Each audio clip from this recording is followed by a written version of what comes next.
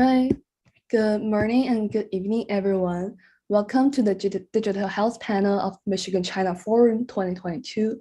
Michigan-China Forum is a student organization based in the Ross School of Business at Michigan, with the mission to inform and inspire the next generation of leaders. Our discussion today will focus on the digitalization of the healthcare industry and the employment of computational technology in clinical and operational settings. Overall, we seek to demonstrate that algorithms and data science will empower doctors in their practice, not to replace them. This Zoom webinar features live interpretations in Chinese. You may click the globe button on the lower right to live stream in Chinese. 本次论坛提供同声传译服务，欢迎点击右下角的地球图标收听中文频道。欢迎有需要的观众使用。如果有技术问题，欢迎在微信群或 Zoom Q&A 中提出，工作人员会第一时间为您解答。All right, it's our honor to welcome 4 distinguished guests to share their insights about healthcare digitalization. First, let's meet our host, Dr. Ming, an assistant professor in public health and the co-program leader of the Public Health and Epidemiology postgraduate program at the City University of Hong Kong. Welcome, Dr. Ming. Thank you. Thank you for your kind introductions. So before we start our panel discussion, let me introduce our guests today. So the first guest will be Professor Dinoff. He is a professor at the University of Michigan School of Nursing and Medicine, and also the director of the Statistic Online Computational Resources, also the associate director of the Michigan Institute of Data Science. Professor Dinoff has a long-term commitment of the data science research in the field of biomedicine with expertise in the mathematics modeling, statistical analysis, computational processing, scientific visualization of the big data set, for example, big data, and also predictive health analytics. His applied research is focused on the informatics, multimodal biomedical image analysis, and distributed genomic computing. His recent data science book, including the Mathematics Foundations, Computational Approach, and Statistic Methods for the Machine Learning and also Artificial Intelligence application in biomedicine and healthcare. Please welcome Professor Dinoff. And the second guest will be the Sang-Yu Tang. He will be joining our meeting soon. So he is the co-founder of the Office Medicine and also the computer science PhD student at the Yale University and working in the field of artificial intelligence with applications in natural language processing, healthcare, and medical research. And the third guest will be Dr. Houston. He is the chief resident in the internal medicine at the Yale New Haven Hospital, clinical fellow in the Yale Pulmonary Critical Care and Sleep Medicine Fellowship Program. And outside the clinical care, Dr. Houston's passion in solving the pain points in the healthcare industry by combining the new technologies and applying them into the field and help the patients. He is also the founder of the Medical Innovation Group, MIMO, at the Yale, which empowers doctors and graduate students to solve the healthcare biggest problems. He is also the co-founder of the Web 3.0 startup Court Offer, which uses the blockchain and also the related technologies to enable patients to take control of who gets and also benefits from their healthcare data. So please welcome all the guests today. So now I would like to give you some warm-up survey. So now we move on to the Zoom survey. Okay, so now you have some time to fill in the survey in the QR code. So now is the time for you to say something before we start our panel. So now we will have 2 minutes for you to say something in the survey. Okay, just scan the QR code, presumably with your phone camera, and a link will pop up. So it's a very brief question. Just tell me how do you feel about this topic.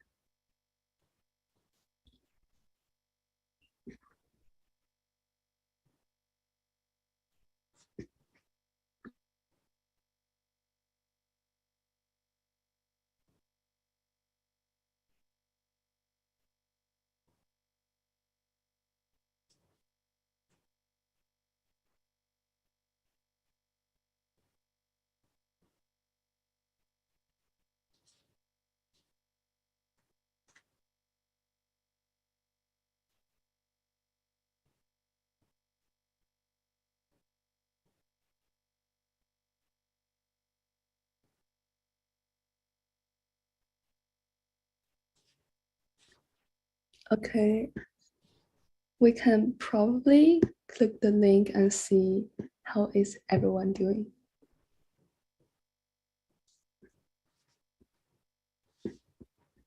Okay, so now we'll see some feeling from our guests, our audience today. Okay, so let me also invite our two guests today, Dr. Houston and also Professor Dinoff. So we can see some of the keywords about the AI in medical. So they think that is quite excited and also updated, innovative, and also something that is looking forward and challenging and some other terms. So what do you think about these terms? So now, how about Professor Dindon? Do you think that is also similar to your thoughts about AI in medical in the coming future? Yes, and thank you, Dr. Mink and the organizers.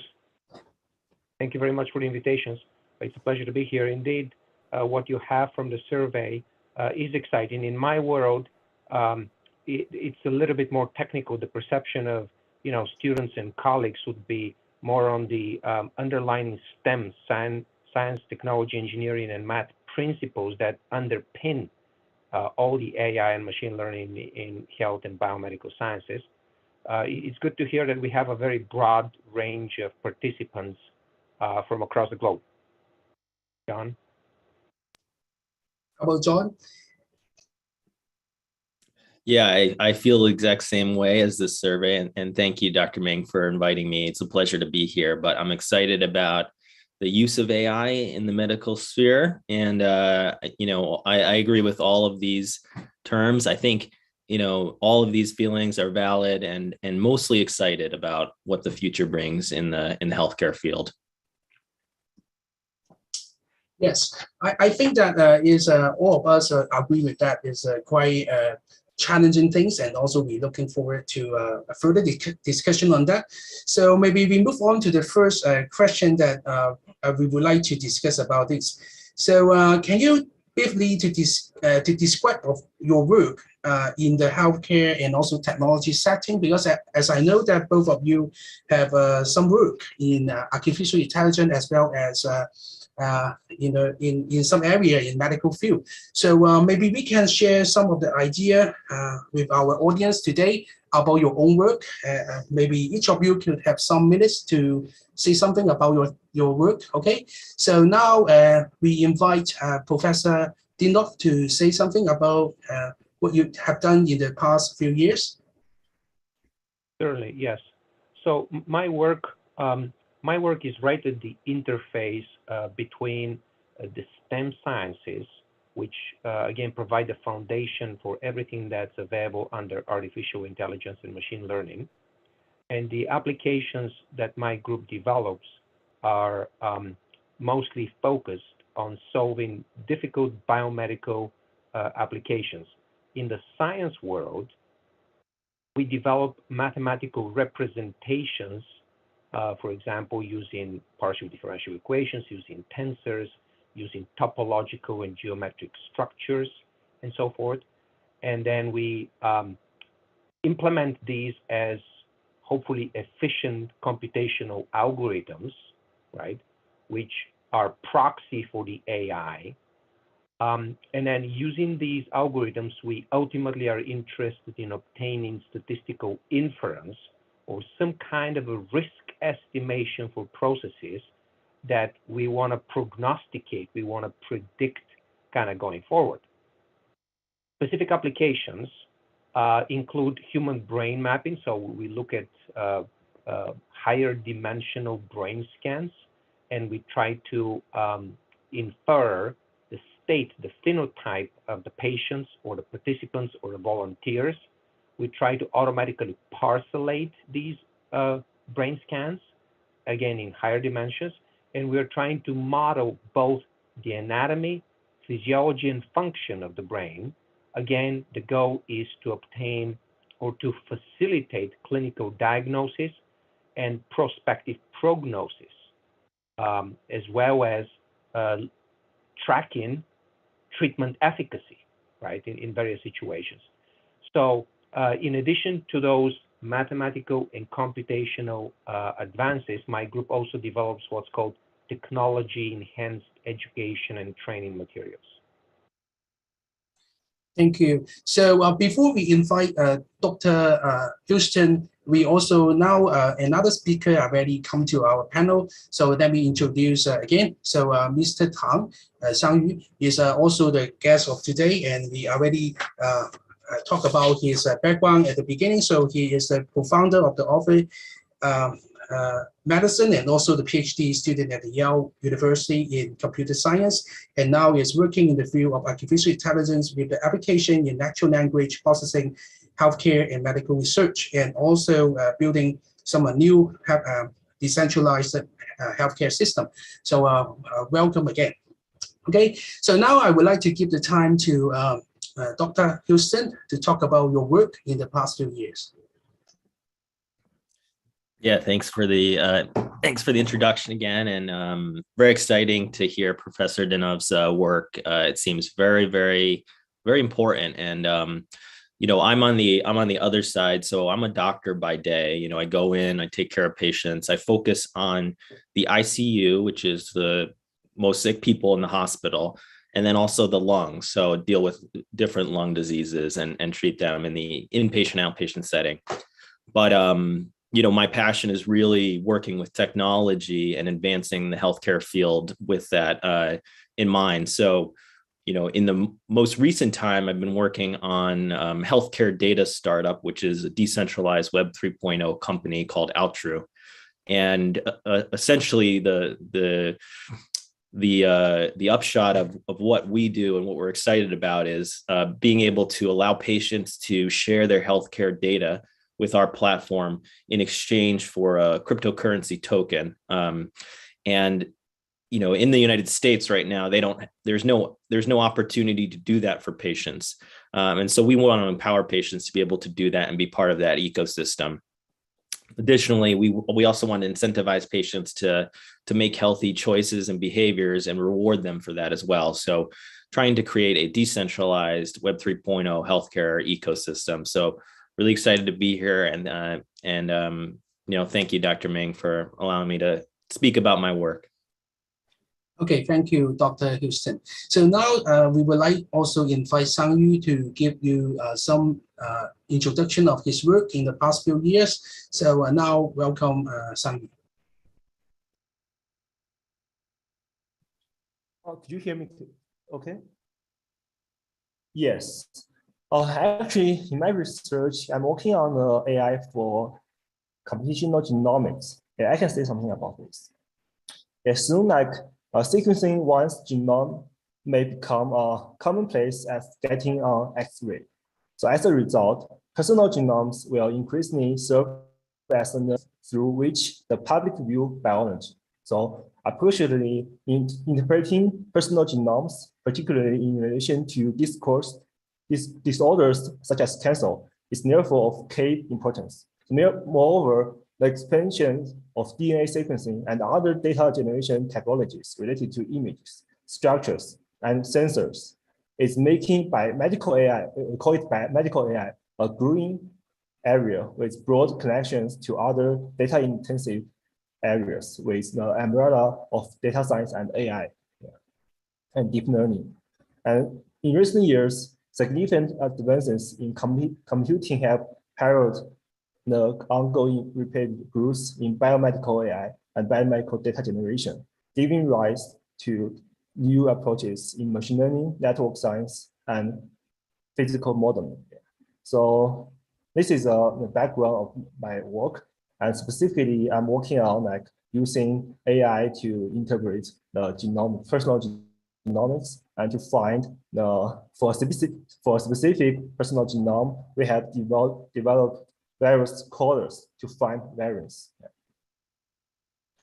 Okay, thank you very much for your introductions. So now I would like to also share some of my experience. So I'm also the clinician so a clinical doctor in mainland China, and also I developed my artificial intelligence application in gestational diabetes because I was the OG doctor. So at that time, around 5 years ago, I think that AI would be very important in our coming futures. So that's why I would like to do some artificial intelligence work within my field. So finally, I developed apps. So using the mobile phone can predict the gestational diabetes opportunities. So we're using the data from the clinical hospital. So by using those data, we can accurately predict the possibility to getting the GDM.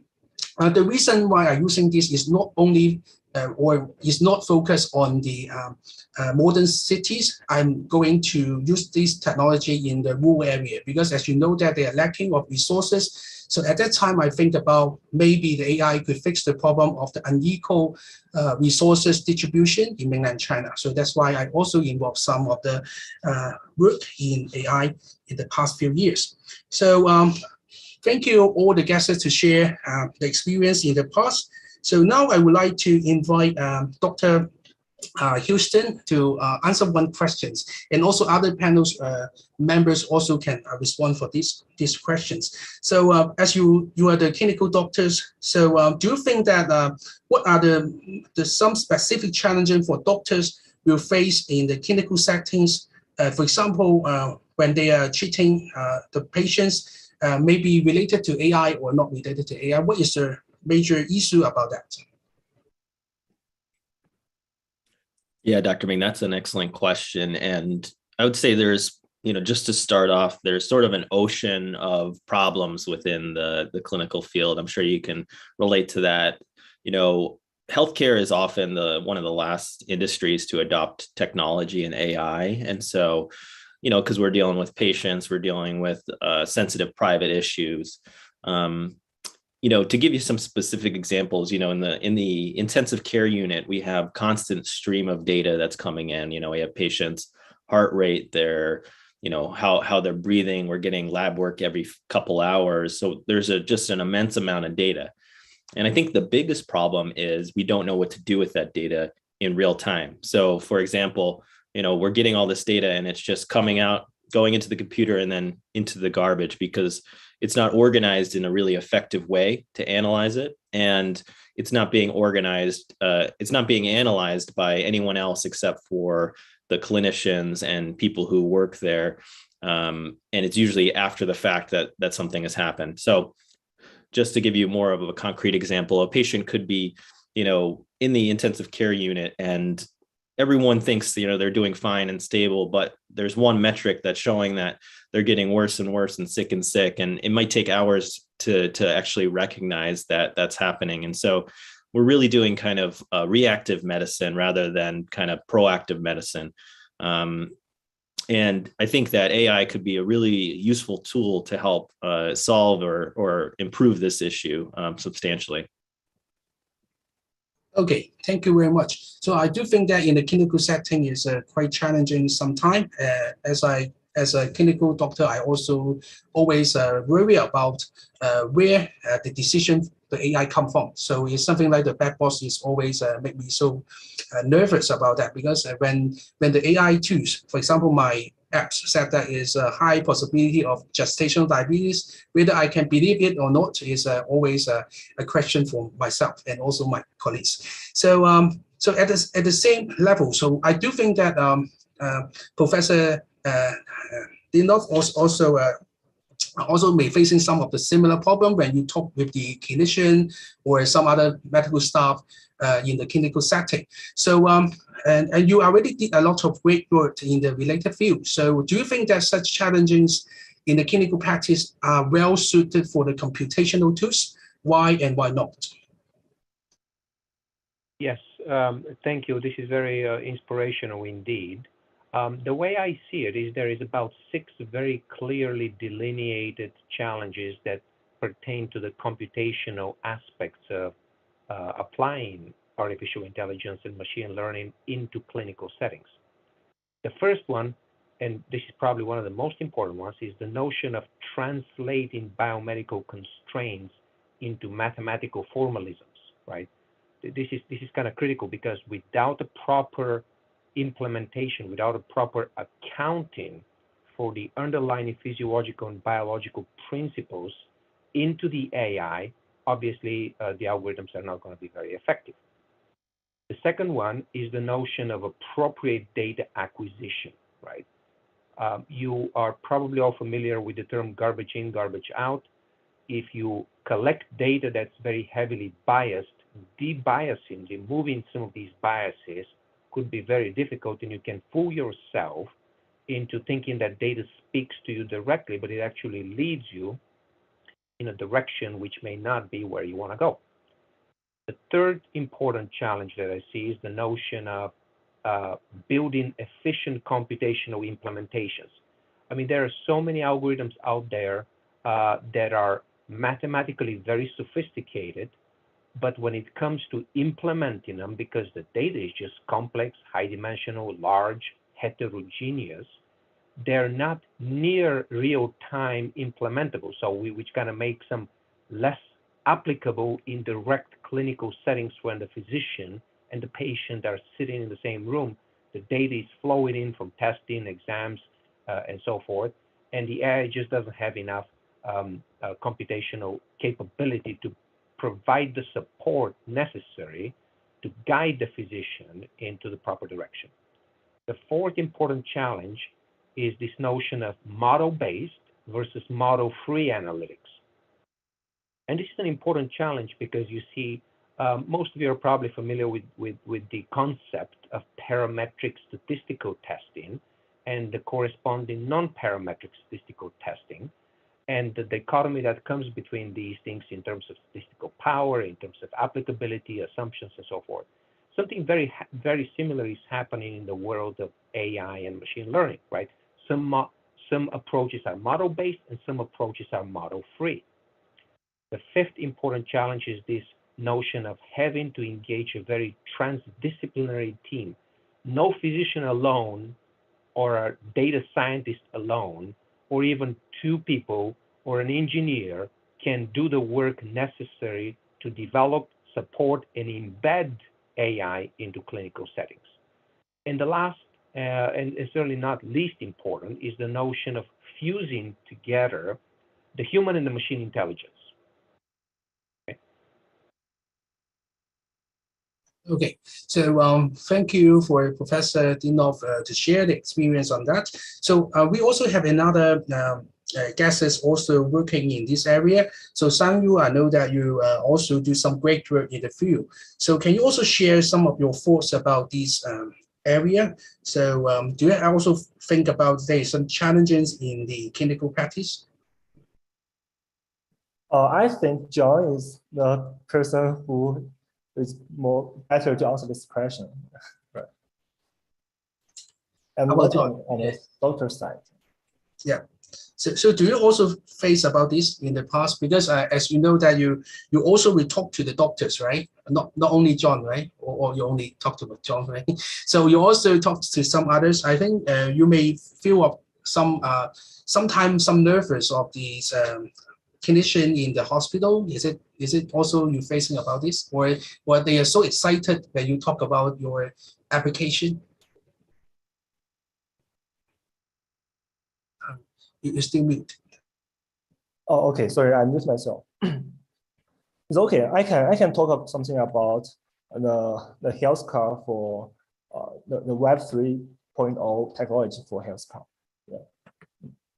So actually, so I'm looking for the entrepreneurs and builders to design new protocols and financial technology that support long-term global health and wellness of patients and medical providers. So but the question is that how might we humanize the healthcare through incentivization? So examples. So reimagine medical situations as possible things to know, for example, something caring for their mental health by seeing a doctor or provider instead of something to be hidden from others. Structure medical costs to incentivize down payment in health without compromising data capture. So how might we shine light on healthcare cost and offering through like in the medical support? So there's a lot of questions. Okay, so thank you very much. Yeah, so, go ahead. Okay. Okay, there are some problems in my laptop, so I cannot hear you clearly. Okay, so we all know that there is some challenging in the field as well. So because in the media, so you can see some news about the competition between the humans and also the AIs, right? And I do think that all of you may see some news about that, and now it's more and more popular to talk about these issues. For example, in the WeChat group or some WeChat news, they always talk about this in China, and also I do think that similar in the Western country. So the AIs and also the traditional practitioner are always something like the competition. They talk about, okay, the AI is better than the human beings, right? Or better than the human doctors, right? So even the Professor Geoff Hinton's, which is the godfather of the deep learning, also said that we should stop training the radiologists. Okay, we should stop to training radiologists because he thinks that they will be soon be replaced by the artificial intelligence or algorithm, right? So do you think that is true? And what do you think about this? So how about Dr. Houston? Do you have any opinion on that? Yeah, I definitely have heard the controversy, and I would say that specifically with the question, are radiologists going to be replaced? I would say the answer is probably yes. And when is that going to happen? I'm not sure, not in the near future, but I think that that is definitely very possible with the advent of AI and using it in radiology.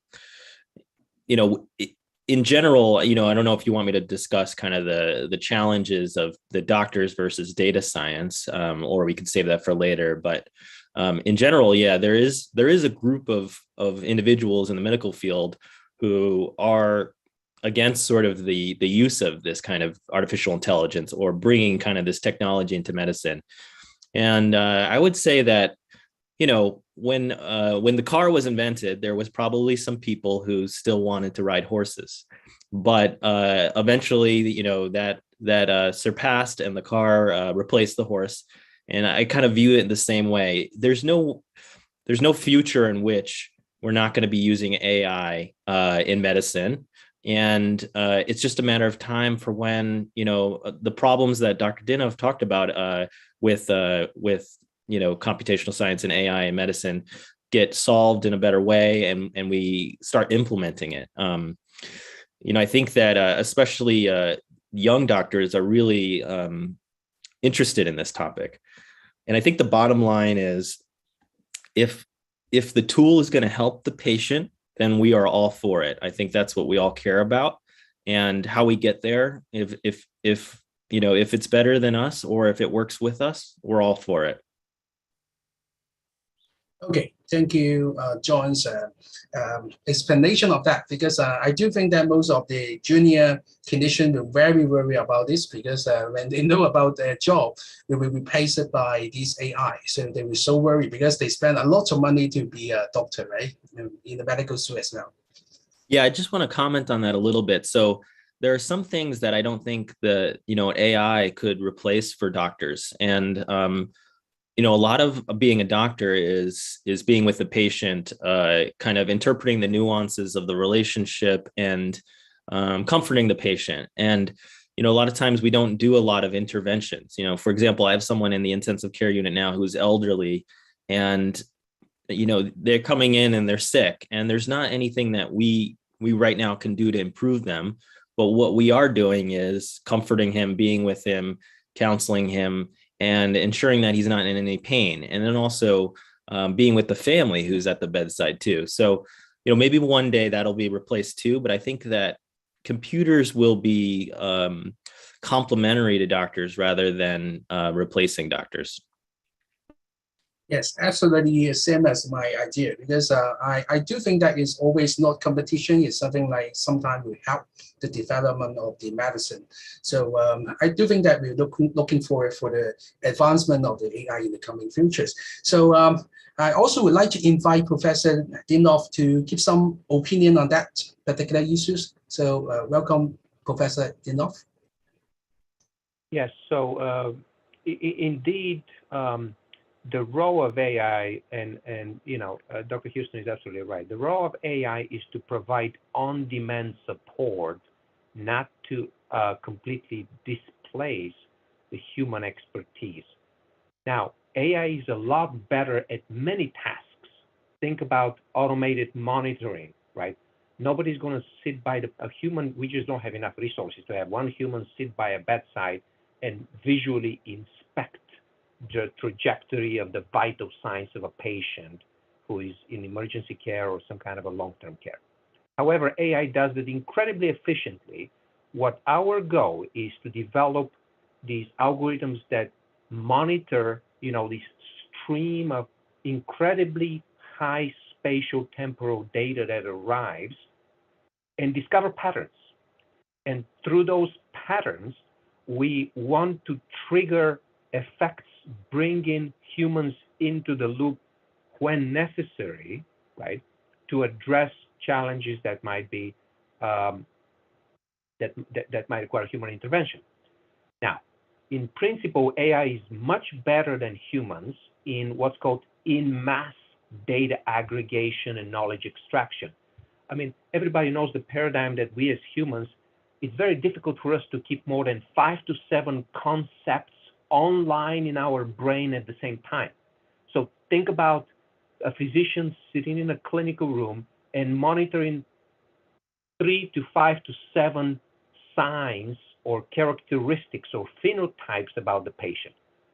That's what we can do. We're limited in our capacity, but AI is very, very powerful. And, we have some examples where AI can monitor, tens of thousands of different covariates, predictors, features about the patients and the volunteers, and then make a decision, that can be chewed into something manageable, project these tens of thousands of dimensions of feeds that the AI tracks into 2 or 3 dimensional, where a physician now can look at this diagram, can look at this 3-dimensional scene and make an informed and rational, or human rational, decision about what should be the appropriate action to address the corresponding need.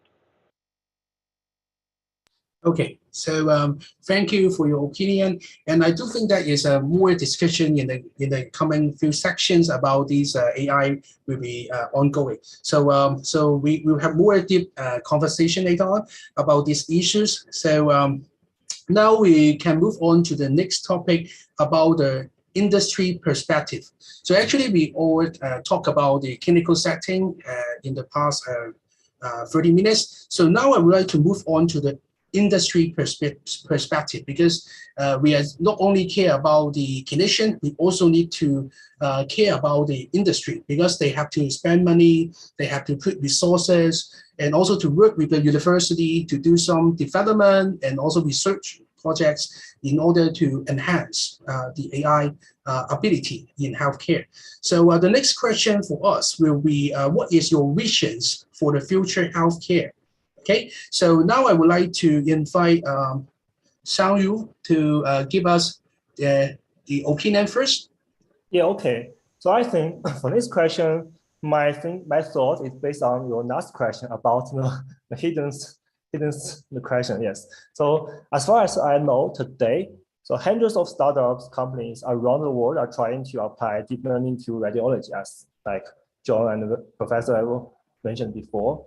Yeah, but yeah, actually the numbers of the people who have been replaced by AI, I think the number is 0, right? So actually in the AI for medical, for radiology science is like not so good, because like positive results when machine using AI or to their human tends to get considerable median attention with negative result when machines don't do as well as humans are rarely reported in media like papers and get even less medical coverage. Yeah. So, and radiology is not just about images. Deep learning for AI is good at classification or other like something with classification task, but for medical, for radiology, it's more important that it's more about the reasoning. So they have to, the doctors must integrate what they say in the image with their fact about the patient history, current the cancer or the like. So as other people say, so I think the most of the AI research done so far has focused primarily on statistical measures that are computed in associate with the laboratory benchmarks. Yeah. But I think it's lack of the real application. And another point on the other side, I think without deep understanding a more realistic use case for existing technologies, one in which deep learning becomes a powerful but closely monitors tool for doctors in so-called human-in-loop fashion. Yeah, and advising AI in healthcare is all about trust. So I think trust is another thing we should consider. Okay, thank you, Sang-Yu. So how about Dr. Houston? So do you have any opinion on that? What is the future of the healthcare in industry perspective?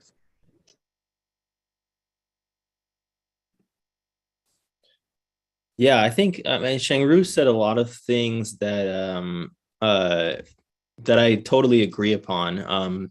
Well spoken. So I would say that we talked a lot about the possible supplementary or complementary aspects of artificial intelligence and using industry and medicine and this and that. And I think that a couple things that I could imagine the future to hold and is that doctors and healthcare professionals, I think it was said earlier, is a limited resource. We don't have someone who's going to be sitting there watching all the data flow through, pick out things, and be able to kind of alert someone. So time is a finite resource for doctors. I mean, my day is spent kind of running around, seeing all my patients, making sure everything's done. I also have to write notes on patients, 10 patients a day. It takes I'm literally writing like a short novel every day about what's going on in the patient. So there definitely could be help that doctors would love, right? So how do we reduce the amount of non-important tasks that doctors and nurses and everyone does and allow them to do more important tasks, right? Like interpreting it with the help of AI or speaking with the patient and counseling with the help of AI. So I think there's a lot of opportunity. And if something like that came out, I would 100% sign up for it. Yeah, absolutely agree. Because when I was the resident in the hospital, every day I just like the office assistant to write a lot of wording about the patients. Because in mainland China, our clinical record is a full record. That means we start from the head to the tails. We have to write out everything negative, positive. So we need some long time to finish our patient record. So I definitely agree with that. So if the AI could help us to reduce some of the tasks, we'll be more focused on the patient treatment and also the management. So how about Professor Dinov? So do you have any idea about that? Yeah, so this is an interesting and I guess thought-provoking question.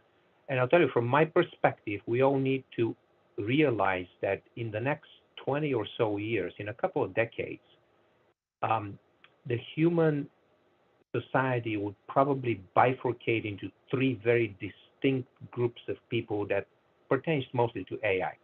The first one is the group of people and organizations, for that matter, that design, implement, and control AI. So these are the engineers, these are the mathematicians, these are the statisticians, these are the STEM scientists. These are, again, the individuals that design, implement, and control AI. Second category of industries and organizations pertain to, again, organizations that legislate and regulate AI. These probably will not be the designers themselves and the engineers. And the third kind of folks out there in industries would be the ones that are completely controlled by AI. So as you ask the question about, what's the industry perspective? One needs to look into what business they are. Are they in the education business? Are they in the government, the regulatory business? Are they in the STEM sciences? And answer where should they put their efforts, energy, and human resources in that tertiary division that's taking place very rapidly. Okay? So clinicians, researchers, and healthcare industry should be very deeply engaged in, number one, the design, implementation, and control. And then there are many risks, obviously, that we need to anticipate, try to avoid, and et cetera. With the advance of AI, we need to be very careful here, right? Because no doubt there would be setbacks, there would be side effects. We need to be gentle in implementing an effective regulatory framework, because you can stifle it or you can let it run amok. So, it's a very delicate balance, and nobody really knows where that balance line needs to be drawn. But again, it is very important to understand that we are in a process at which, there are some interesting dynamics that are going to be taking place between the human control of AI and vice versa. Okay, thank you very much for your suggestion. And also, I have one more questions about these issues, because as you know that the industry would like to earn money. So it's very basic. The industry, why they would like to put resources in AI, because they can earn money, right? It's very simple, not very complicated. Although they think that is they can do more things about medication, more thing about management, is extra, because if the business not earning money is difficult to survive, right? So in this perspective, they also facing another issues about legal issues, right? So as you know that for the diagnosis, if the doctor do something which is different from the guidelines, maybe they will facing some of the problem, right? So sometimes the artificial intelligence will give you an answer which is different from the guidelines. Sometimes, not sometimes, most of the time, if it is powerful, right? They're better than the human. They should be different from the guidelines, right? So do you think that will be the challenging or something like the problems when developing the artificial intelligence in healthcare? So, Dr. Houston, do you have any opinion on that? Yeah, that's a really good point, Dr. Ming. And I think Dr. Professor Dinov said it really nicely, is about the gentle, balanced approach. Because if you just go all in right away with AI, number one is the human factor. People don't know whether to trust it or not. I'll give you kind of an example, right? So, and this is not AI per se, or maybe it is, I don't know. But if anyone plays chess out there, if you ever play a computer in chess and you see it move and you're like, well, why did it make that move? That doesn't make any sense. And then, 10 moves later, you understand why it made that move. You sort of are amazed at it, right? You're sort of like, I would have never made that move, right? Now imagine that in medicine, when an AI algorithm recommends something that you would never have thought of, do you trust it or do you not? And I think that it'll take a little bit time. There'll be definitely a transition period, but we're gonna find out things that we never even thought of or never even really approached when we have effective AI implemented in medicine. Okay, how about Professor Dinov? Would like to add something?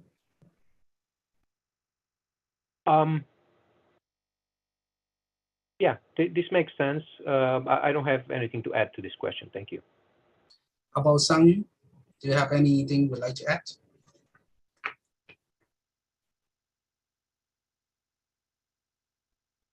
Okay, so now I think that is really nice talk in the first part of our panel discussions. We probably already go through some of the important issues about artificial intelligence nowadays, and also the industry perspective.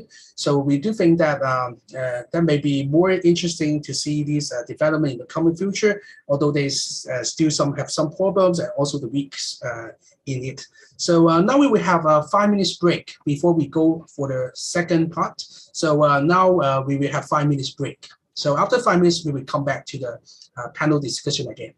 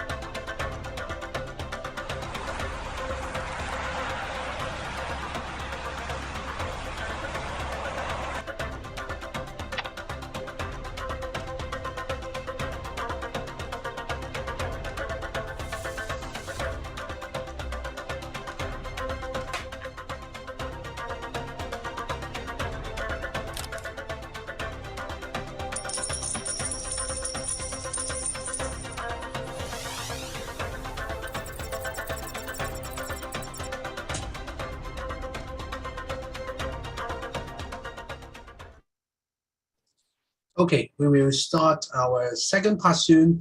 So now I would invite again our guests to come back to the panel discussions. And because some of you may be new to this forum, so let me introduce our guests again. So we have Professor Dinov here, and also Sangyu Tang here, and also Dr. John Houston here. So they are from different expertise, and they will talk about some related topics to their countries as well as in the medical care system about their countries. So the next topic will be mainly talk about beyond the diagnosis and treatment plans. What else can we do to improve the healthcare experience and also quality for the patients?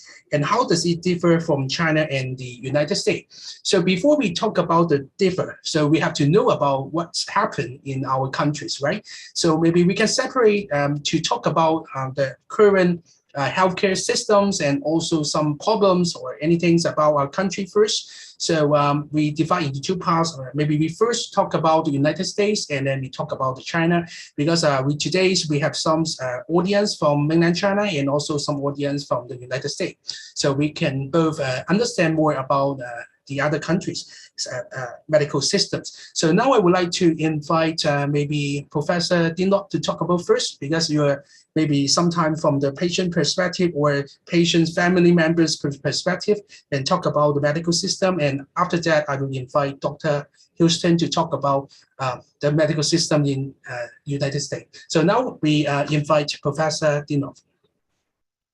Yes, thank you. This is an excellent question, and it'll be interesting for me as well to find out from our colleagues, the panelists, not only about across countries, but across institutions, what some of these challenges are. So I'll tell you, from my perspective, there is 6 or 7 very distinct directions of healthcare innovation that pertains to AI. The first one, and this is very, very important for government organizations, is the notion of the increasingly rising costs and the equitable distribution of both services and resources in the health field, right? So this is important. We all know that healthcare costs are increasing far faster than inflation, and this is unsustainable path, okay? Everybody needs to be crystal clear, at least in the United States. I'm not exactly sure abroad.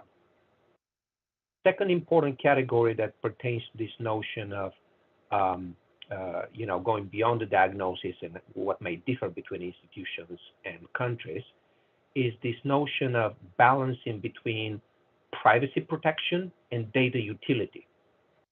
And this is important, and I'll tell you why. A few years ago, some of my students and I wanted to do a really interesting project, and we were told by our very own medical health system that they will not be sharing their data that we needed to train the AI because we were not part of the clinic. We're just not going to have access.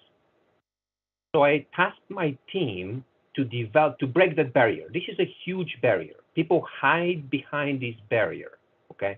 So I tasked my team to develop a novel statistical obfuscation method that will allow you to take any sensitive data, like clinical data, like electronic health records, and desensitize them, okay, in a very clever statistical obfuscation method. And this is something that we call data sifter. So this allows us to take away that privacy protection extremist view where you should have a zero risk of identifying any personal information, and trade off to keep the utility of the data. Look, if you have massive amounts of sensitive information and you don't share it, there is no way to train an AI because people from the STEM disciplines, again, science, engineering, technology, and math, they don't have clinical clearance. They're not going to have the way to train the AI, which is a huge barrier. So our group is working right on this cutting edge, rebalancing, protecting individual privacy, and at the same time trying to use as much as preserve as much as of the value of the data as possible, so that we can have unbiased AI techniques. The third thing is this notion of the notion that the human health is not isolated. It's deeply intertwined with environmental and socioeconomic conditions. There is no way to untangle health from these two, okay? At least in the United States. The fourth very important factor is that there is over 100,000 health states that are coded in what's called the ICD-10 coding. This is the International Coding of Disease catalog that tracks both procedures and diagnostic codes, okay? So imagine this amount of complexity, 100,000 and over 100,000 different conditions. There is no way that a human or even an organization can track without the support of AI and machine learning. Number 5, in the US, again, it's very popular to talk now about personalized medicine, patient-centric precision health phenotyping, right? Because, you know, there are conditions and there are known genotypic traits that have been known for a while, but most of the health states are very heterogeneous. Every patient is unique. I'm sure Dr. Houston would agree with this. Number 6, the notion of rapid diagnostics, effective treatments, and fair and consistent healthcare delivery. There's a lot of focus here, right? How to optimize that flow from the diagnosis to the prognosis, the treatment, and the fairness and consistency of the delivery. And last but not least, in the US, there is a large push in it. Our school at the University of Michigan, we support a lot of international and global initiatives on health to deal with communicable disorders, sanitation, think about water, sewer, and so forth, and various endemic diseases. You know, we're not talking about coronaviruses and other things. We're talking about malaria, vaccinations, and all kinds of other things. Thank you, Professor Dinov. So I do also think about some of the items will be similar in China. For example, the ICD-10, we also have the similar problems about that, and also the share about the information in order to get the data. We are so hard to get the data from the hospital, and also there's this linkage between different hospitals. So in this hospital, I cannot get another hospital data because they are not linked together, even in the same area in mainland China. But they are doing something now, but up to now, I still find that it's so difficult to get the clinical data, or even the sensitive data, we also cannot do it. So how about Dr. Houston? So can you add some word about your perspective on the United States medical care system? Yeah, absolutely. I'd echo a lot of things what Professor Dinov said. So a couple things to really highlight is the siloed nature of healthcare. You kind of just mentioned that, Dr. Ming, about who has data, how they share data, who has control over it, who owns it. There are very few, in the, I guess, the 90s to early 2000s, most of the medical care in the United States switched from paper kind of data input and records, medical records, to electronic medical records.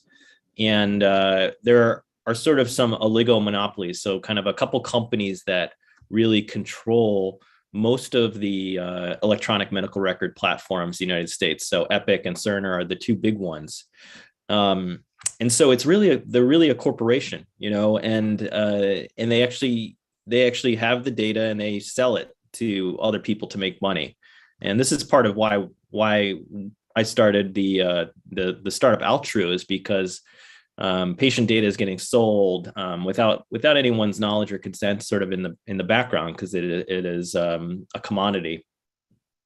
I think also there's a really important thing about centralized and decentralized data. So in the United States, really most of it is centralized in these two companies. But if you think about, we do have a healthcare system called the Veterans Healthcare Association. So this is where all of the military personnel, if they serve, they can go to a veterans hospital.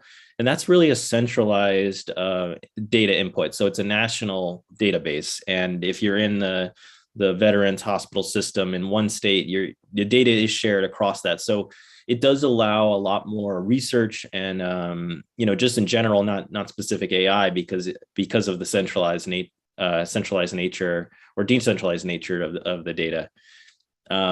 Additionally, I think focusing on just the healthcare system in general, in the United States, it does come back to a lot of things are decided based on money. We have, patients have to have health insurance in order to pay for their medical bills. Although we don't make decisions as doctors about how much things cost typically, unless we get prompted by some kind of computer system, there is a high cost to healthcare in the United States. I'm not sure if it differs in China, but this influences kind of the market heavily and causes really a capitalistic approach to healthcare.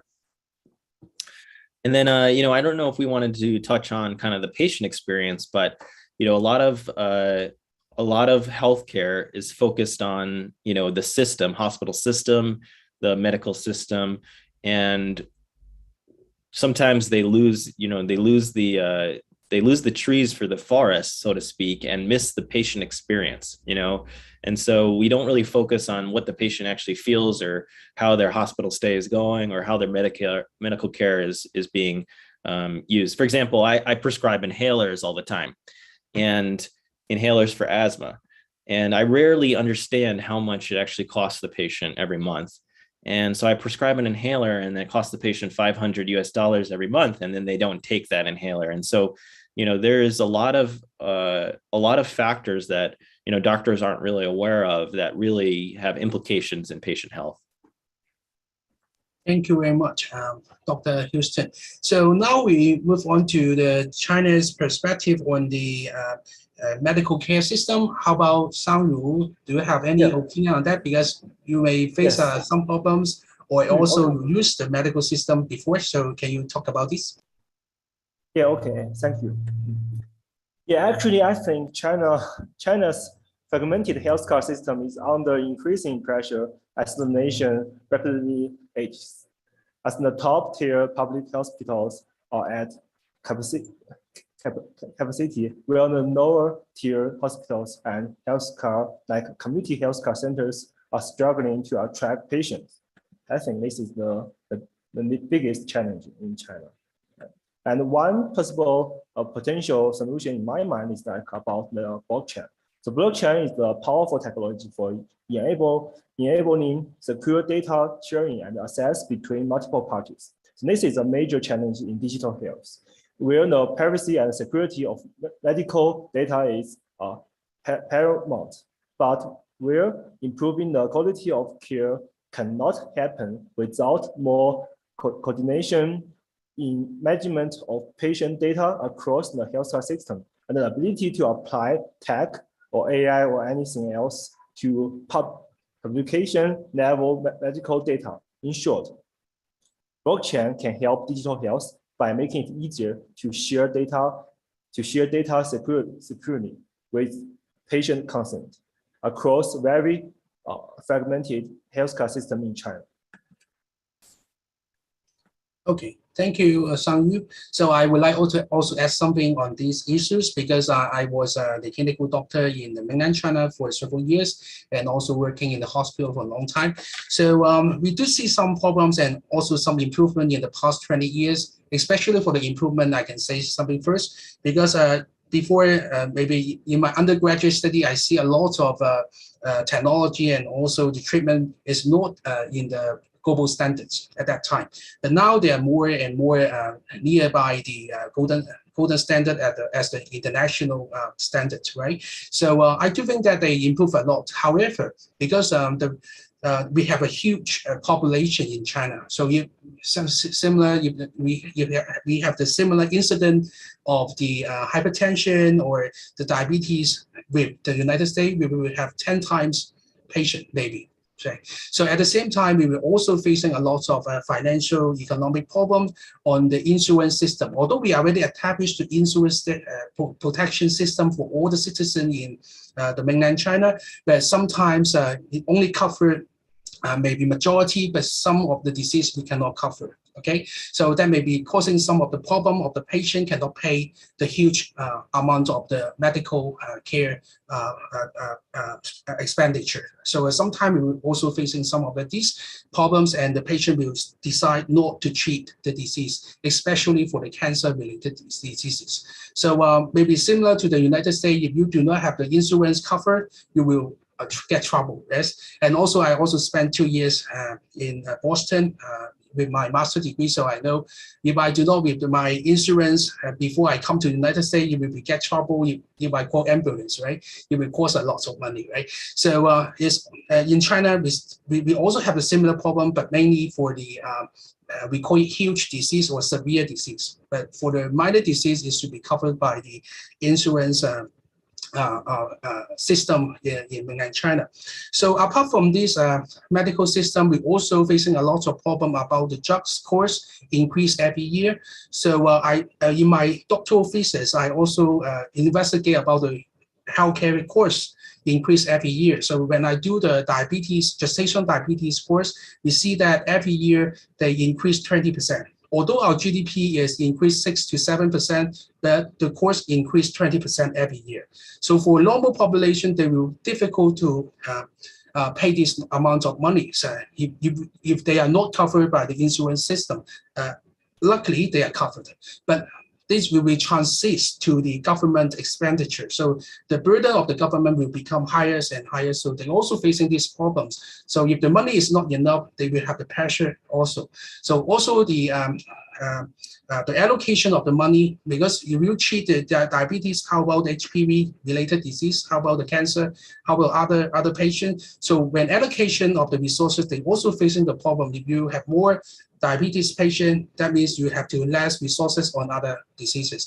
So that is also have this problem in mainland China nowadays. So apart from these, we also agree with Professor Dinoff, because we have a lot of problem about the data sharing right now. But I think that they are trying to fix this problem, because in the past, and also, so when you see the doctor in hospital A, when you want to transfer to hospital B, and they need you to do all the investigation again in most of the area in mainland China. That means if you do the CT, you have to do the CT again. But nowadays, the government try to recognize the other CT scan results from other hospital, but not every hospital. Okay, up to now, it's still just the trial for the government to think about this, because the machine is so different from one area to another area, especially in China, is so huge. You can see a very modern Shanghai, and at the same time, you will see very rural area in some part of China. So they do not have the advanced machine. Maybe it's 20 years ago, CT, or 30 years ago. So maybe the result is not as good as the doctor's experience in Shanghai sometimes. So we're also facing this problem when the patient from one area to another area for seeking higher levels of treatment or management, they have to spend even more monies than the local people in Shanghai, because they have to do this investigation again and again when they transfer from hospital A to B. So this amount of money, maybe, I do think that should be saved, this kinds of money for other issues. So I do think that the artificial intelligence or some high technology could be fixed this problem in the coming future. So that is my point of view about the medical system in China. And also about the patient about the patient experience and also the quality of patient. As I mentioned, so the doctors trained in Shanghai should be very good and very nice. They are very top doctors maybe in Shanghai, but in the rural area, they are not well trained there, because as you know that I think this is the similar situation in other countries, because doctors would like to have a better job, better salary. Maybe they will stay in Shanghai and not going back to the rural area. So that means the quality of the doctor in different areas is so different. So at the same time, if you are seeking the help from the rural area, the doctor may not be as good as the doctor in Shanghai. So that is another problem that I think that the quality of the treatment should be improved by using this advanced technology. Maybe that particular, for example, the radiology-related AI could be helped the rural area doctor to make a more accurate diagnosis, and that one can be recognized by the doctors in the modern city, for example, like Shanghai hospital industry. Okay, so that is my point of view. So now I would like to ask to discuss about is it similar things and also any critical issues that you think that should be the first priority to fix, because we talk about a lot of things. So now I would like to summarize it into only one critical thing. So I would like to invite Dr. Houston to say, if you really can only fix one problem, which one is the most important we have to fix by using the technology, or you think that is most important first priority? Yeah, that's a tough question, really. You know, it's like, what's your favorite movie kind of thing? You know, I could think of 5. You know, I think the first question, and probably there's probably tons of opportunity everywhere, but I think the first use for AI will be data analysis and suggestions or prompts to healthcare providers. So, you know, we often, you know, have this immense amount of data that we've been trained over years to look at and integrate into our brains, which is a less, technologically advanced artificial intelligence, I would say, and then come up with, you know, find patterns and basically say, this is this looks like this, right?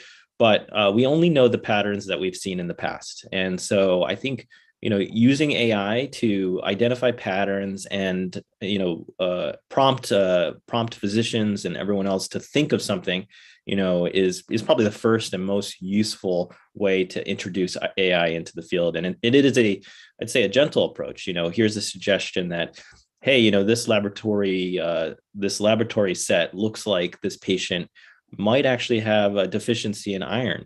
You know, I know that you're thinking about other things, but you know, check this out and maybe investigate this.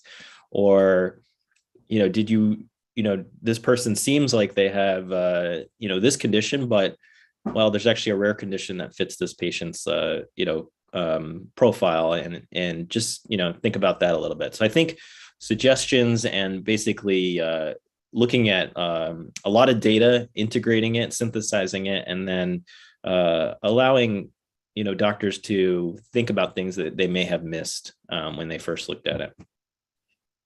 Okay, thank you. How about Professor Dinoff? Yes, I agree with Dr. Houston. It's very difficult to summarize just one thing to do, but I'll tell you from my perspective as a data scientist, if we really want to invest short term in one thing that is going to have the longest potential long-term effect, my bet would be on enabling what's called fair data sharing. So the acronym FAIR, F-A-I-R, stands for findable, accessible, interoperable, and reusable. So F-I-I-R, fair data sharing, is important because without it, we are essentially decapitating any possible deep immersion of AI into healthcare settings. Data sharing provides incredible opportunities to capitalize on advanced AI and recent scientific momentum to rapidly share, effectively educate the next generation, and transparently collaborate on scaling the production, whatever the production is, the services, manufacturing of drugs, and so forth, enabling global and effective delivery, right? It's not just the US, it's not just one state. We're talking about the global immersion and the impact, the global impact of these AI technologies, and then ultimately improving human conditions and saving lives, right? So if there is interest and there is time towards the end, I can certainly share my screen and show you some of the examples of how my group considers and develops transparent, trustworthy AI for health education, biomedical research and development, and clinical practice. And I obviously look forward to, it's been a learning experience for me as well. And I look forward to seeing some of the questions and comments that might arrive from the audience that's on the call. Thank you very much for Professor Dinov for your suggestions. And also we're looking forward to have more further discussion with you about that issue as well. So now how about Sang-Yu? Do you have any opinion on that? Oh yeah, I would like to mention the trust in AI enabled healthcare applications. The patients don't trust AI. So one key reason is that they consider medical AI as like deep learning as a black box, and they think they would know more about doctors' decision-making process than they actually do. In the future, the domain over which the doctors transfer to AI applications could be, I think, is a huge future. And this is what I have in mind when worrying that most of the roles essential to the doctor-patient trust relationship might be transferred to AI. But I think this leaves us with a picture of the future of trust in medical AI.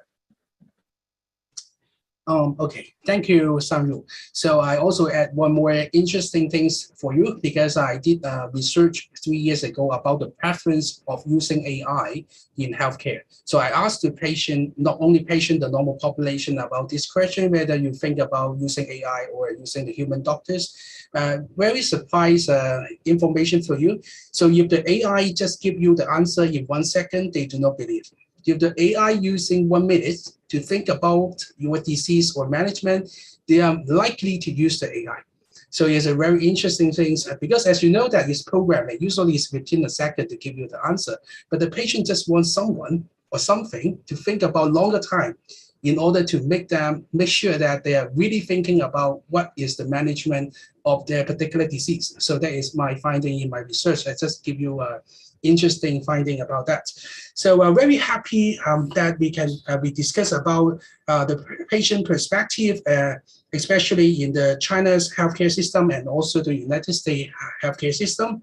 And now we move on to the next question for our panels, which is, could you share one thing that excites you in health technologies or health tech? So do you have anything would like to share with us about the health tech that you excite for? So now, how about Dr. Houston? Do you have anything would like to say about that? Yeah, that's a massive question too. And I think that one of the things that I'm really excited about is just in general to see what healthcare is going to look like in 10 years. I think it's going to be a totally different landscape. I think,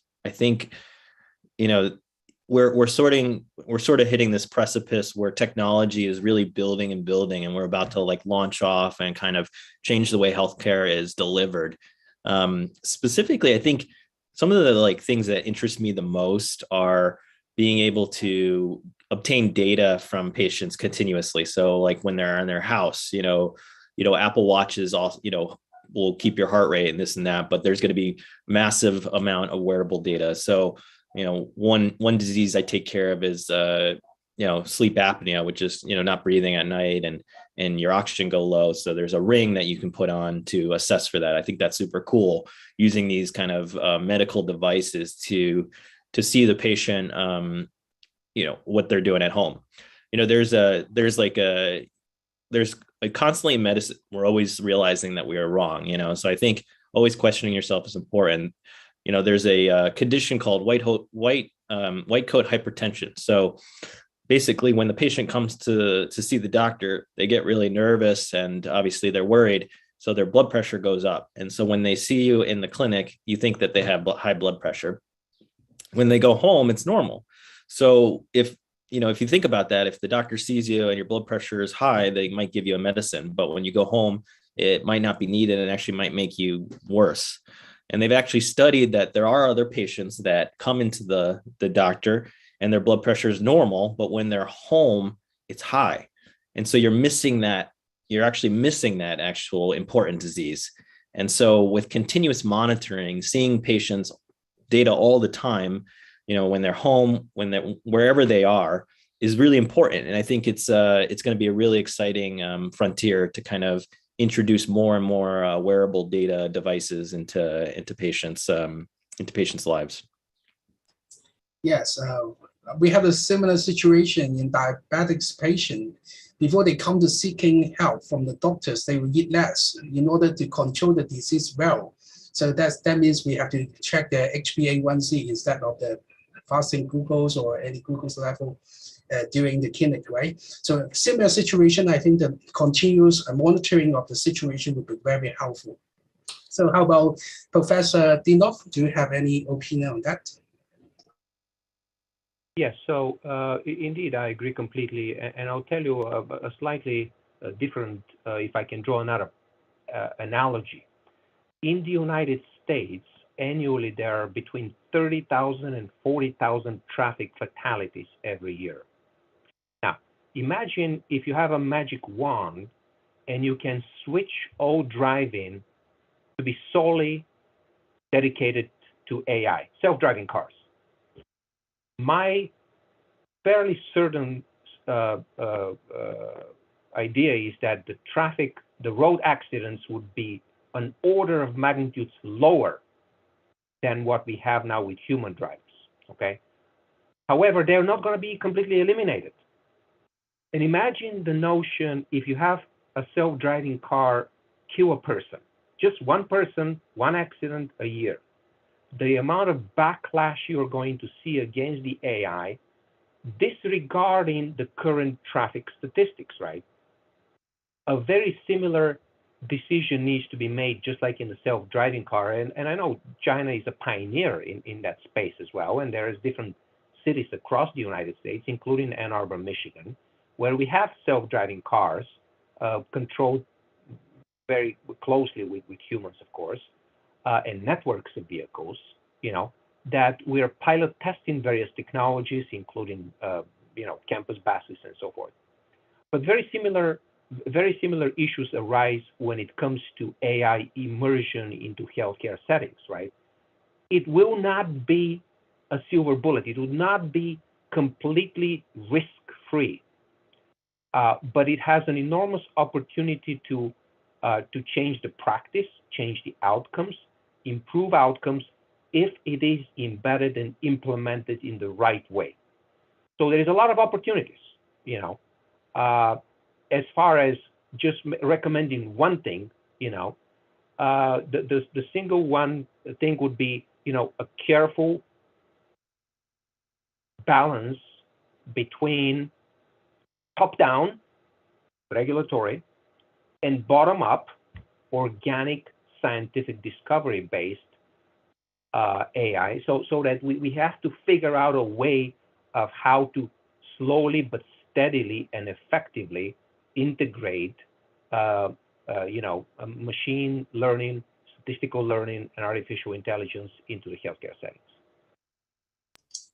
Thank you very much for Professor Dinoff's suggestion.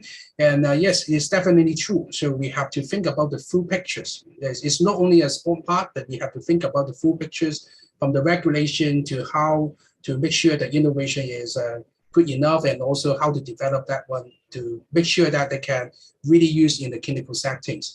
And I do think that in the health economics perspective, it should be cost effective, because as you know that even you put a lot of money in that, but usually you can use it in a very huge populations. So I do think that in perspective of health economics, it should be cost effective. I do think that maybe have a lot of application in the public health setting later on. So the last one, I would like to ask Sang-Yu to give your opinion on that.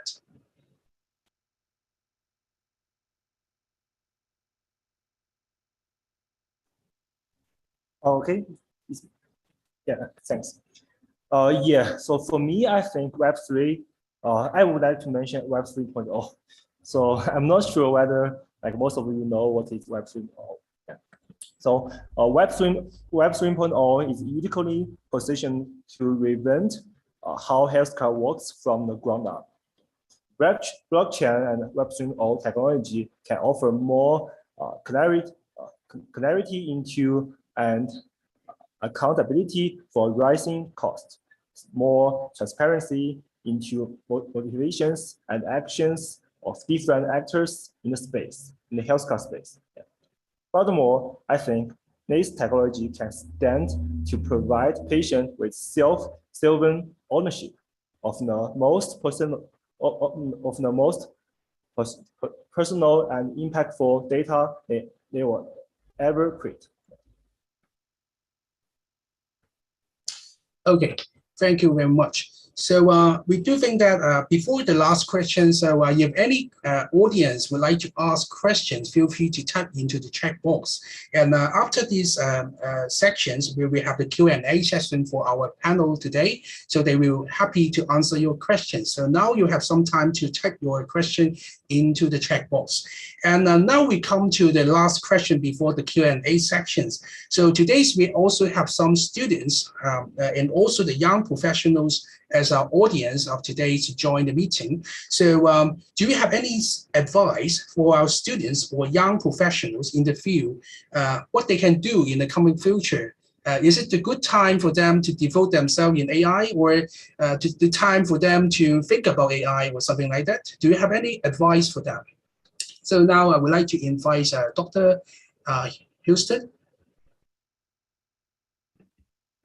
Yeah, it's a great question. And I think that my advice to young professionals is, number one, be young and have fun and live your life. And it's good to be in this field at this point. I think, one thing I would say is that whenever you're building something, look beyond numbers and talk to individuals, right? And so, one of the principles that I kind of try to live by is design thinking. So, to understand a problem, you have to talk to every individual within that problem to empathize with them and understand what the actual problem is in order to solve it, right? And so talk to the doctors, talk to the nurses, and most importantly, talk to the patients if you can, to understand really what are their pain points and how could you use technology to solve them. And good luck. Yes, that is a great suggestion, because I always tell my research students about that. So some of the students may from different background, not from medical, so they need to know about what the pain points and also what is the needs of the medical care system.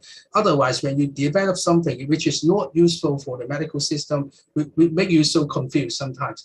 So now I would like to give the time for the Professor Dinov to talk about any suggestion for our students or young professionals in the field. So welcome.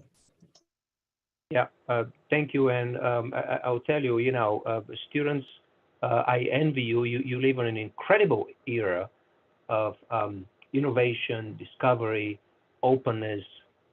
The earth is flat in terms of knowledge nowadays. When, the old folks like me were in your shoes, this was pre-internet era, it was very difficult. Knowledge was very fragmented. You had to find the printed book copy, of which they were very expensive. In college, I didn't have any books. We had to kind of borrow notes. So you live in an incredible era, and I think you need to appreciate that and make the best out of it, because, look, the world is moving at the speed of light, and I'll tell you exactly the same advice I'm giving my students in my classes, that there are three important factors that are going to shape your careers, okay? The first one are the set of intrinsic factors. So this is your talent, what you bring, your upbringing, what you individually bring to the advancement of your own career and your community, quite frankly. The second kind of factors are extrinsic factors, and these are factors in the environment that you are placed into, okay? And most of you have probably heard about these experiments that people have done with rodents, with mice and other animals. You put, average mice in an enriched environment, and they flourish. They just go off the roof. They get very talented. So try to get into schools, try to get into communities, into organizations that are progressive. They offer opportunities to engage with people from different disciplines, and that's precisely why diversity, equity, and inclusion is so important for the long-term sustainability of any organization. So that's the second category of the extrinsic factors. And quite frankly, there's a third category, which people sometimes ignore, which is very, very important, is the serendipity category. You never know what you're going to get. Life is like a box of chocolates, just like Tom Hanks had said in the movie Forrest Gump. You never know what you're going to get, okay? So you need to be aware of these three categories. And, you know, you have an incredible launch path to have productive, rewarding, and impactful careers, right? But you have to work hard. You're competing with 8 billion of us out there. As I said, you know, the openness of the environment has served an incredible purpose, right? You must engage with colleagues and partners that are outside of your organization and your field, because otherwise you're going to be left behind. And just like one of my good mentors, Gil Ullman here at the University of Michigan, told me many, many years ago, travel the path less traveled, which basically means work on the hard problems, not the easy problems. So each of you should have long-term horizons as opposed to the short-term rewards, which are very easy. You know, we all like sugar highs, you know, but ultimately your life's work would be measured in decades, not in what happens tomorrow or the day after. So, you know, we're all very excited about your success, because John and Ming and all of our colleagues that you hear here that are at the tail end of our careers are counting on you to support our retirements. So thanks for the opportunity to be here. Thank you, Professor Dinov, for the suggestion for the students and young professionals. So I do think that is really useful for all of us to learn more from you and also your experience. And I do think that it's also the great time for the students to learn about these, because although we say a lot about the issue about the data set and also the clinical data, but when you compare the data 10 years ago or 20 years ago, it's quite good quality nowadays. Because, for example, in China, nowadays we have more standard ICD-10, although it's not perfect, but it's more and more standard. When you're using the data, it's completely better than 10 years ago or 20 years ago. So I do think that is a great opportunities for the students to try to think about how to make use of this data. And we, a lot of professions, we try to push our governments and also the regulators to give us more better data set later on. So don't worry about this, we will try our best. And the only thing you can do is make sure that you're willing to try, and that will be beneficial in the future. So now I would like to give time to Sang-Ru. And do you have any suggestion to the students and also young professionals? Yeah, in fact, I'm also a young student. so it's okay. Like, I may have a different opinion. As an AI researcher, I have been diving into AI for 5 years and have experienced various different advancements in AI. So I have worked in Microsoft Research, Facebook AI, and so on, like in those AI research, not medical area. But honestly speaking, I think there will be no major breakthroughs in AI in the next few years. So I think young people, like young students, should embrace newer technology like blockchain and Web 3.0, as we mentioned before, because this is our advantage of youngs. And hopefully we can lead in a new revolution. Okay, thank you for a suggestion. I do think that you know more about students because you are the students too, right? So you know what they need and what they want. Thank you for your suggestions. And now we would like to move on to the Q&A sections, and because some of the audience would like to ask the question for our panels. They think that is amazing discussion today. And the first question will go for us, every one of us, right? So what are the biggest obstacles that you have ever encountered in the field or while cooperating AI and the traditional healthcare system? So I do think that Professor Dinov is answering the question. Can you also share with other audience now? It seems like it's mute. Yes, I apologize. Yes. So this is a great question about the biggest obstacles you've encountered in the field of AI and traditional health systems. And just like I typed in the answer, access to data, limited computational resources. AI is incredibly hungry for power, right? I mean, unless you have unlimited energy and unlimited what's called iron, unlimited CPU time and storage and everything else, you're going to be always starved of training these algorithms, which, look, it takes a human. I mean, highly educated folks like all of you have taken 20, 30 years of formal training to get to this point. What we are trying to do is we're trying to compress that and train a machine in a couple hours, maybe a day, maybe a week or a month, right? So we can imagine the amount of energy that needs to be put in that process. Time is the most valuable resource of great scarcity. So each, I mean, all of us are trying to use it wisely. And, so these are some of the obstacles that I see. Okay, thank you, Professor Dinoff. And now I would like to ask the Dr. Houston to answer about this question. Do you have any opinion on that? Yeah, this is a really good question. Thanks for asking it. So I think probably the biggest obstacle, and it was mentioned kind of earlier, but is garbage. Basically, the data input that is not valid or objective. So, and it really that comes down to a couple of underlying factors. So, we talked about ICD codes, right? I put ICD codes in when I am charting on a patient, right? And, I don't have like a ton of time to get the perfect code. There's a million codes. There's a code that is attacked by a orca whale, injury caused by attack by orca whale. I guess that has happened before. But, when I see someone who has, let's just say asthma, there's dozens of codes for asthma without exacerbation, asthma with allergies, asthma with this. And so I don't always put in the perfect ICD code. And I'm contributing to the garbage landfill of data that we have.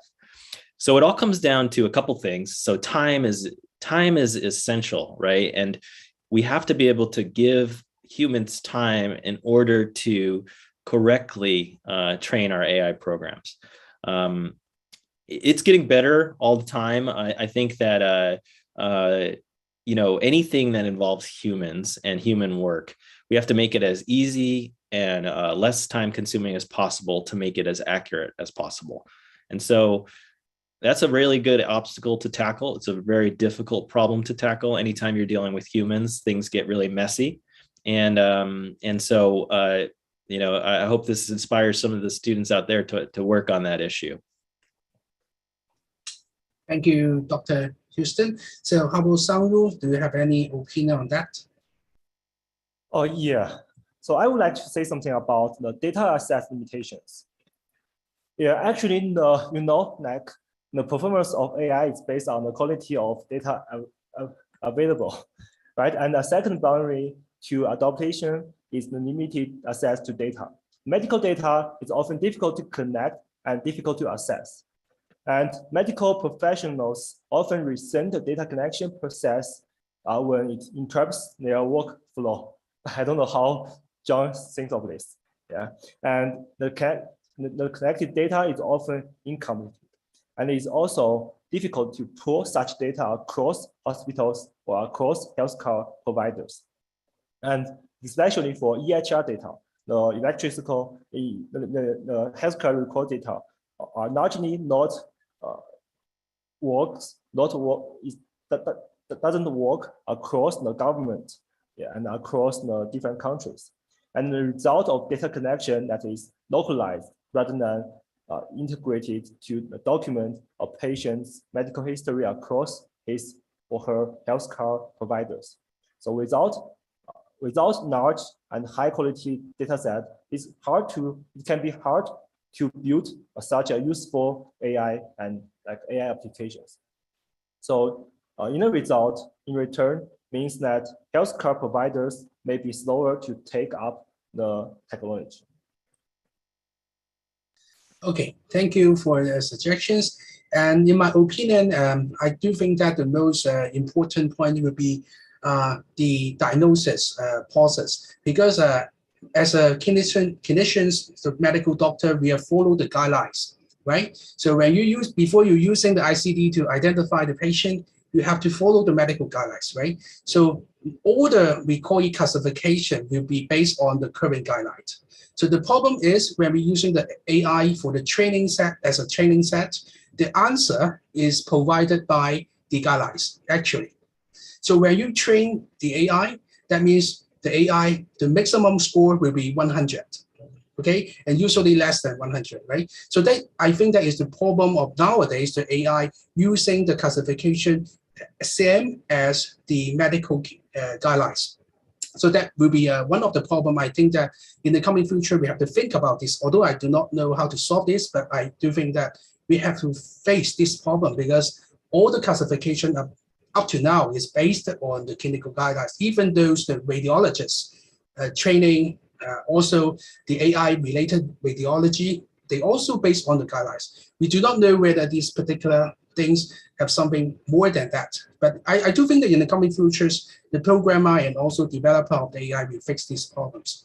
So now we will move on to the next questions. So I do think that there's another question about the bottlenecked issues. And some of you, do you want to also answer about this? Because as you know that there is some bottleneck issues, and I do think that we already discussed some. So anyone would like to add something? Professor Dinov, do you want to add something on that?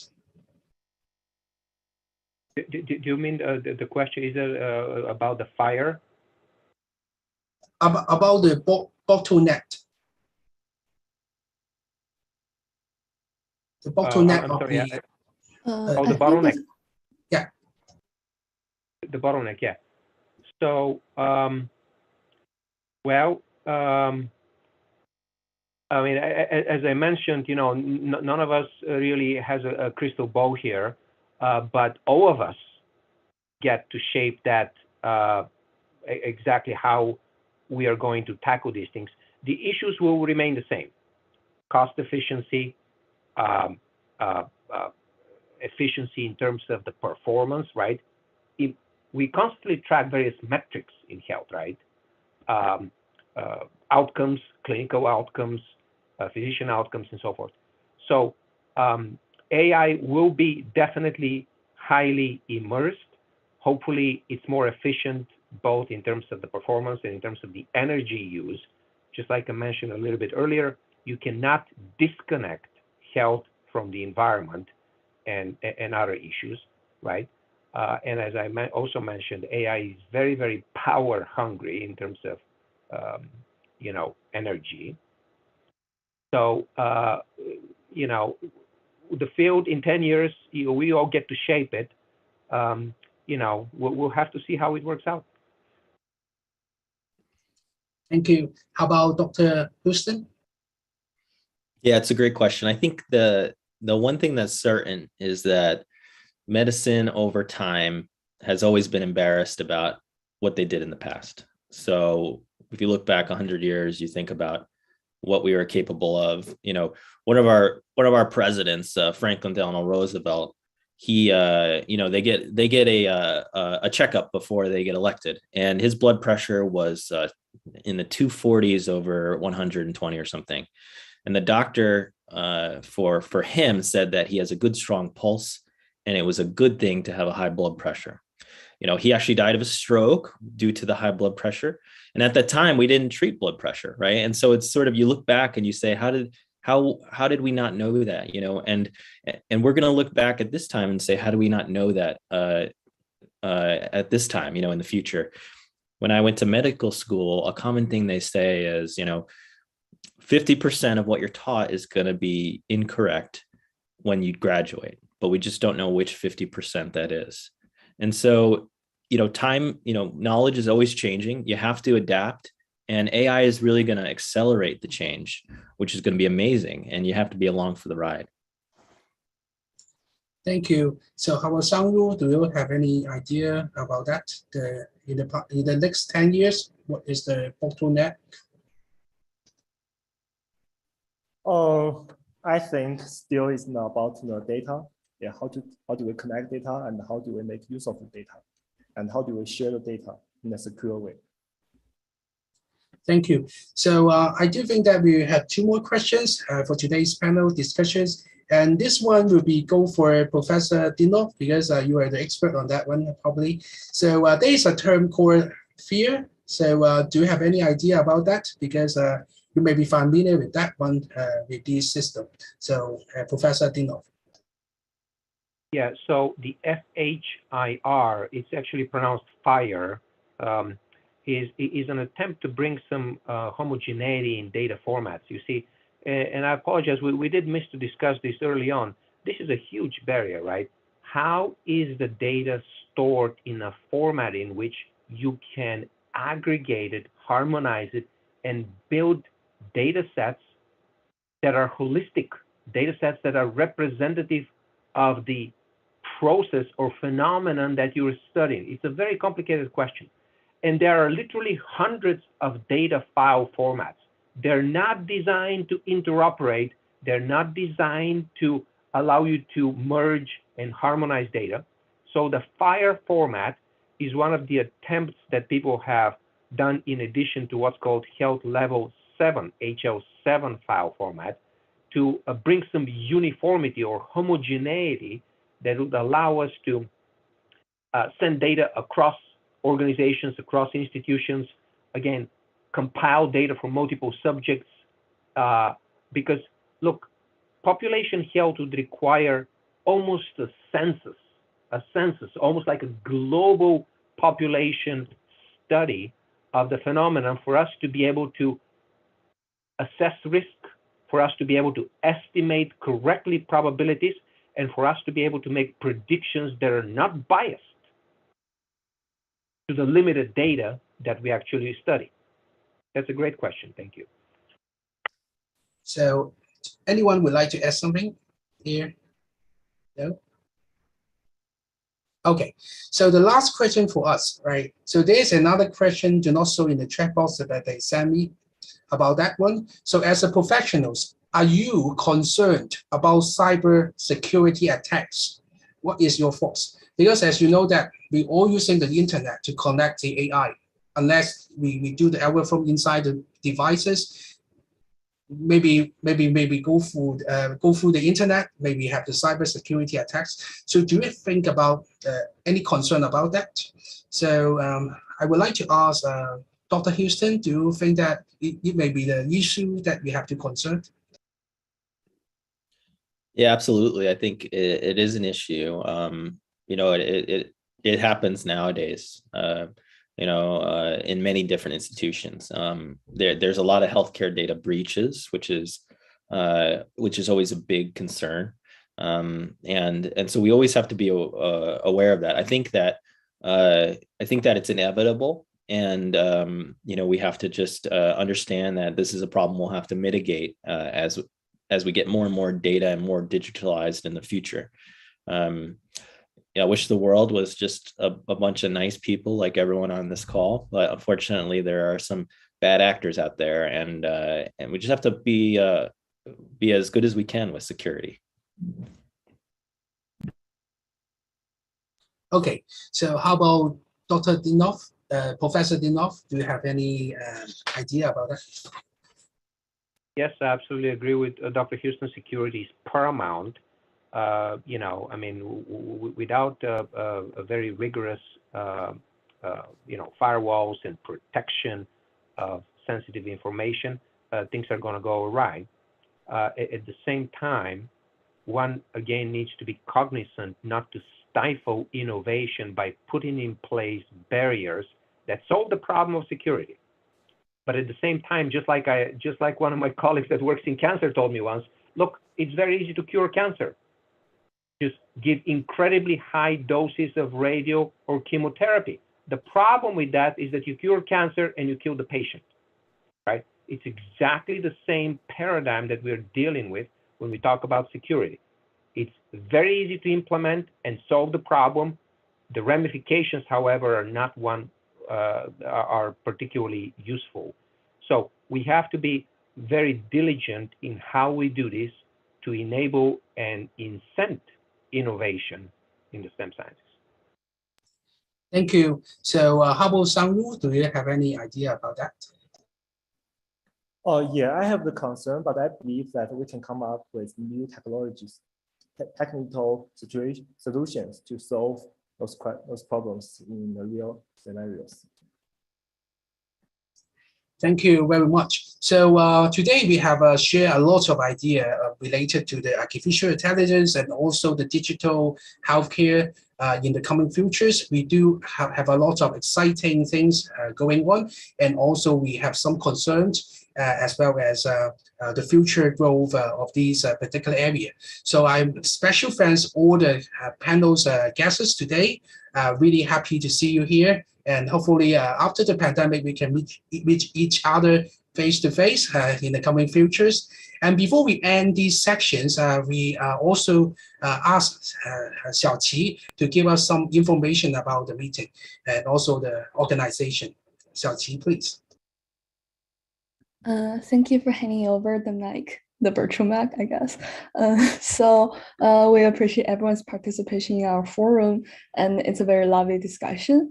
I will send everyone, I will say, a transcript of all we talk about, like all the topics we covered today, as a reminder of what we covered so far and what do we think about the future. So right now, I will invite everyone in the audience to scan this QR code to let us know how we did for our Forum 2022, and we look forward to seeing everyone for our next year's panel. Thanks, everyone. Round of applause. Okay, and while you're filling out the survey, we can also move on to the next slide. Here is the QR code for all our official channels. We will give out regular news about current trends in the industry, like in all kinds of industries. And you're more than welcome to follow our live stream of daily news, monthly updates.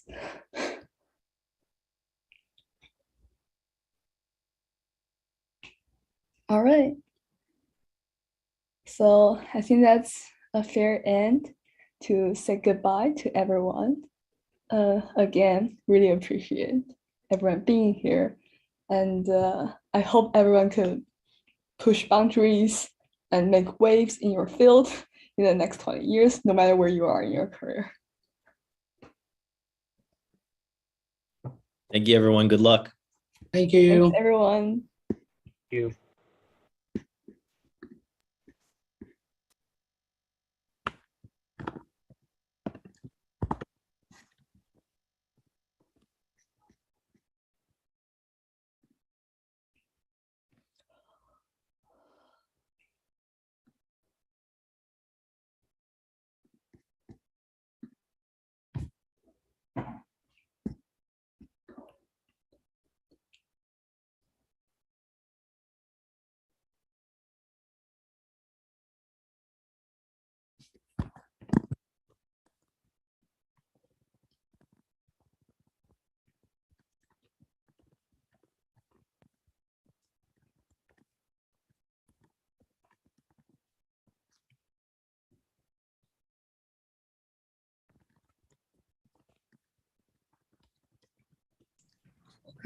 我看一下观众都走，我们还有什么需要总结回顾的吗？